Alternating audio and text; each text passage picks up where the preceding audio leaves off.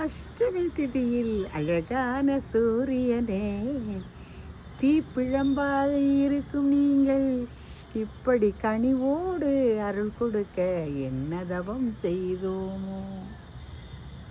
இயற்கையின் அழகில் மயங்கி நீங்கள் இப்படி ஆனந்தமாக குளிர்ந்த நிலவு போ காட்சியளிக்கும் எங்கள் சூரிய பகவானே வணக்கம் வணக்கம். இன்று உங்களின் சார்பாக தெய்வங்கள் நகர்வலம் வந்த அற்புதம்தானே, ஆன்மீகம் தலை தோங்கும் அதிசயம்தானே. அழகான சூரியனே, அன்பான சூரியனே, தாமதமான ஆண் பெண் பிள்ளை மணமாலை தாருங்களே. கிடைத்த மாலையை ஒற்றுமையாக விட்டு கொடுத்து வாழ அருள் புரிவீரே. என்ன என்ன அழகு இந்த அழகு,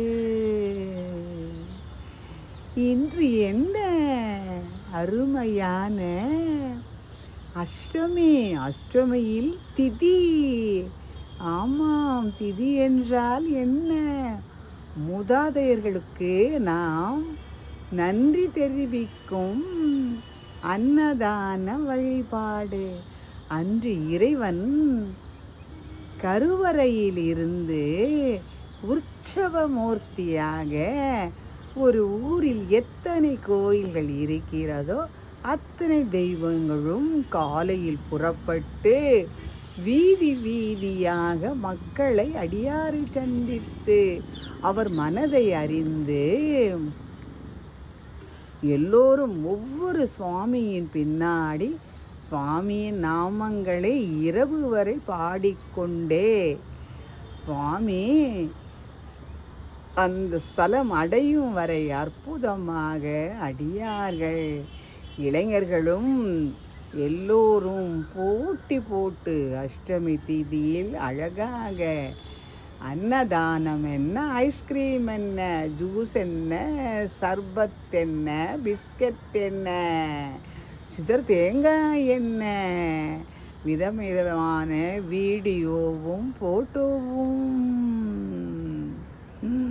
மெயினான வீதிகளில் இருந்தாலே வீட்டில் இருந்து சுவாமியை தரிசிக்கலாமே. நீலமான மேகத்திலே கார்மேகம் போலே அடுத்து நீங்களும் நடுவில் அழகான இளஞ்சிவப்பில் அற்புதமாக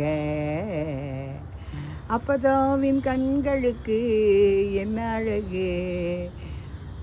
இந்த அழகை போனில் படம் பிடிக்க இயலாதா? அற்புதம் அற்புதம் அருமை அருமை ஆனந்தமே.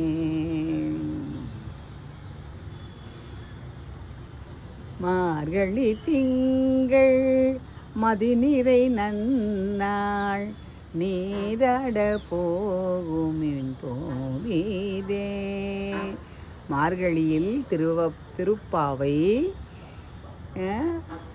சிவனுக்கு திருவம்பாவை.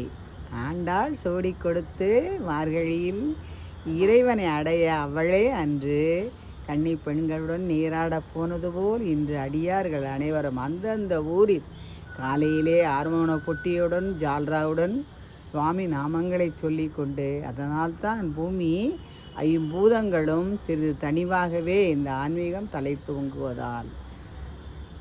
அருமை அருமை அற்புதம் அற்புதம் அழகு. இன்று என்ன நாள்?